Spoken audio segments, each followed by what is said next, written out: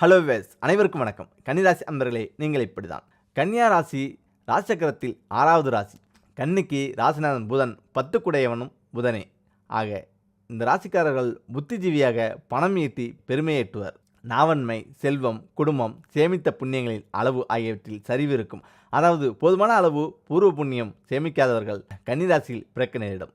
அதேபோல் எல்லோருக்கும் நன்மை செய்யும் குரு இந்த ராசிக்கு பகைவனாக மாறுகிறார். உலக சுகத்துக்கு தாம்பத்திய சுகத்துக்கும் அதிபதியான குரு கேந்திரத்தில் இருப்பது தோஷமாக மாறுகிறது. இதை கேந்திராபத்திய தோஷம் என்கிறது ஜோதிடம்.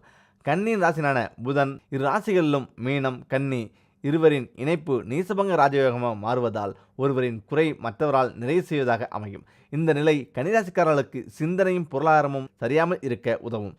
புதன் அறிவையும் ஆற்றலையும் இணைத்து விடுவார். உணவுக்கு நெல்லும் செயல்பாட்டுக்கு வழிகாட்ட வெளிச்சம் இருப்பதால் அறியாமையில் மூழ்கி அல்லல்படாமல் வெளிச்சத்தில் வாழ்க்கையில் வெற்றியை எட்ட இயலும்.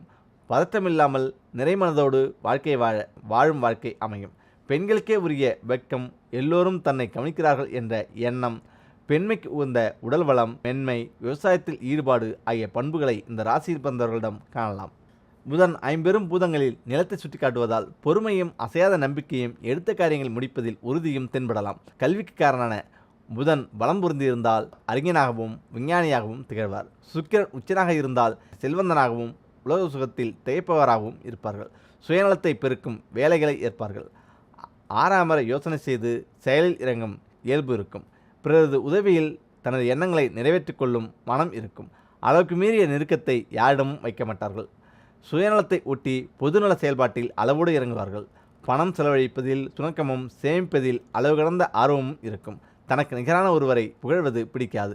பிறரது குறைகளை பெரிதாக்கி பிரகடனப்படுத்தி அதன் மூலம் தனது பெருமையை பெருக்கும் எண்ணம் சிலரிடம் இருக்கும். சண்டை சச்சரவு என்றால் தலையிடாமல் வெளியேறுபவர்களும் உண்டு. ஆழமான நட்பை உறுதி செய்ய மாட்டார்கள். குழந்தைகளோடு நெருக்கத்தை ஏற்படுத்திக் கொள்வார்கள். மனைவி, தாய் போன்றவர்களிடம் நெருக்கம் அளவோடு இருக்கும். குறைந்த குழந்தை செல்வம் இருக்கும். சுக்கிரன், சனி, புதன் ஆகியோரது தசைகளில் முழு தேவைகளும் பூர்த்தியாகிவிடும்.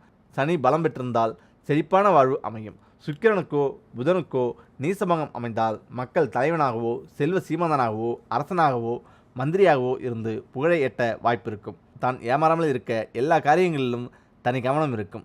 புதனும் சனியும் பலவனாக இருந்து சுக்கிரனும் சேர்ந்தால் படிப்படியாக பகுத்தறிவும் பெருமையும் உழைப்பும் மேலோங்கி உலக அங்கீகாரம் பெற்று திகழ்வர். 4க்கும் 7க்கும் அதிபதி குருவாக இருப்பதால் வீடு, வாகனங்கள், வெளிநாட்டு வர்த்தகம் போன்றவற்றில் இழப்பை சந்திப்பார்கள். தாய் வீட்டின் உதவி, மாமனின் அரவணைப்பு ஆகியவற்றை துறப்பார்கள்.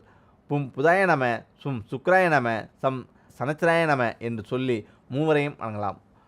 உழைப்புக்கும் பொருளாதாரத்துக்கும் அறிவுக்கும் இந்த மூவருக்கான வழிபாடு ஒத்துழைக்கும். உடல் வளம், உள்ளத்தெளிவு, உற்சாகம், செல்வம் ஆகியவை மகிழ்ச்சியான வாழ்க்கைக்கு அடித்தளம் ஈட்டும். ஈடுபாட்டுடன் இவர்களை வேண்டினால் விருப்பம் நிறைவேறும். குறைகளை நினைத்து சுணக்கமிட்டு செயலிழக்காமல் உற்சாகத்துடன் வழிபாட்டில் ஈடுபட்டால் பலன் நிச்சயம்.